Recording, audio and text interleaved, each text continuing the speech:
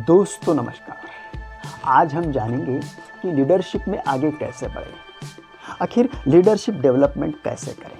दोस्तों ये बहुत ही महत्वपूर्ण बात है, इसको आप बड़े अच्छी तरह से समझिए। तो दोस्तों बहुत सिंपल बात है, अच्छी तरह से इसको समझना चाहिए और इम्प्लीमेंट करना चाहिए। तो वो क्या है? 4 बातें हमेशा याद रखिए। वैसे 2 ही बातें हैं, मगर उसके 2 बातें उप बातें हैं, शॉर्ट बातें हैं। तो वो क्या है दोस्तों?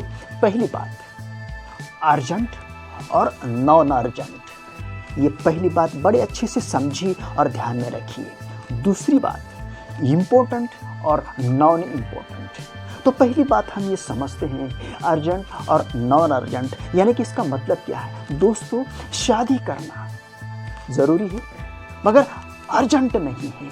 आज का आज, अभी का अभी करना ज़रूरी नहीं है, इसलिए इसको कहते हैं नॉन अर्जेंट। करेंगे, अर्जेंट नहीं है। ये है अर्जेंट और नॉन अर्जेंट बात। थोड़ी सी देरी से भी हो सकती है शादी, थोड़ी सी देर से भी कर सकते हैं, इस बात को समझिए।